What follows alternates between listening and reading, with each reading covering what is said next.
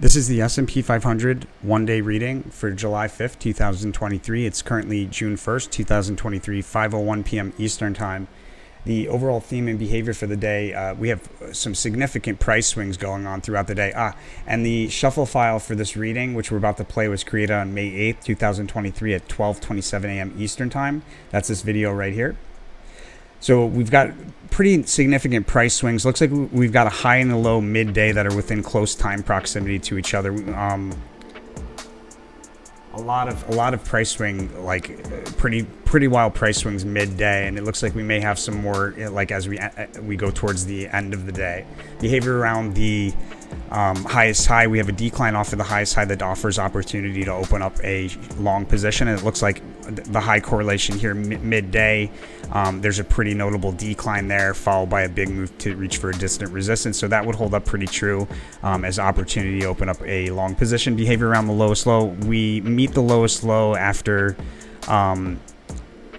after a sell-off that starts near an starts in an overbought crest of some kind that'll stand out. And then I'm advised to trade around a decline that increases with the momentum moving forward in time. When we look at the 1 month, and there's the shuffle file completed. When we look at the 1 month, we've got sideways rotation here. So price swings and sideways behavior kind of like combined here. And you can see we have a high and a low within close time proximity here on the 5th towards the mid to later part of mid to early afternoon, mid-afternoon to like early afternoon session. Somewhere around there, we've got a high and a low. So a lot of sideways behavior going on. We first have the completion of a rally here in the pre-market, right, and that's marked by a decline off of a peak or crest. It takes us to a support level around the open that can be relied upon at least at that moment, and we do sideways rotation followed by a big move to the upside, like sideways rotation out of the open followed by a big move to the upside standing out on a one-day chart.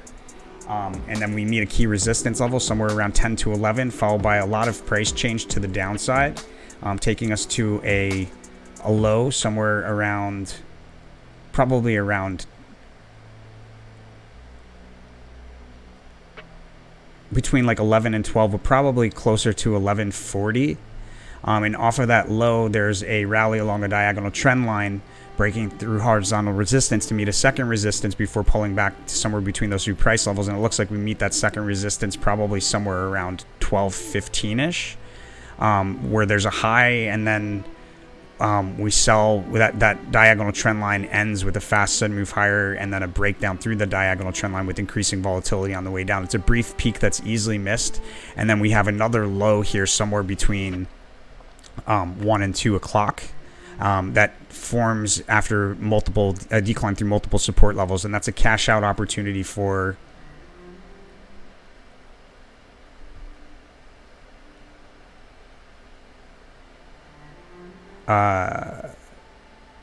matter of fact, that's the opportunity there. That high, the decline and the high, that's the opportunity here around 10 o'clock in the midst of around 1 o'clock in the midst of a decline to open up a long position. And then we have this big move to the upside reaching for distant resistance that takes place roughly between 2 and 3.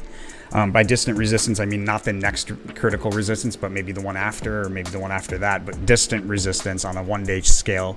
And then what appears to be decline or sideways rotation in the last hour, but actually, it looks like decline off of a crest. There'll be a crest and a decline off of that, and then right around the close, a big move out of the decline that'll be kind of surprising, and it'll take us to resistance where we have failed attempts to break through key resistance. As far as the following day, looks like we actually gapped down.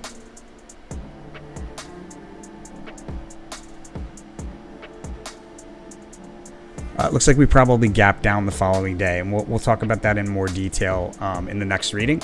Make sure to follow that rule of karma, guys. That's the S&P 500 for July 5th, 2023. Angel investors are following the rule of karma here at our resources tab of the website Tarot for Traders. 5% of the profits from the information on this channel should be donated to one of these charities. That guarantees abundance mentality. 5% of the profits should be donated back to the channel. That guarantees gratitude mindset, and you need both of those as part of as part of the combo, the concoction that you need to manifest purely and successfully. Gratitude and abundance mindset. right? Expectation, faith, and a clear conscience goes a long way too, guys. That's why we make sure you spend that money out of love. Make sure you spend that money out of love and follow those rules. The universe is going to send it back to you tenfold through this channel, my friends. I'll see you guys on the next one.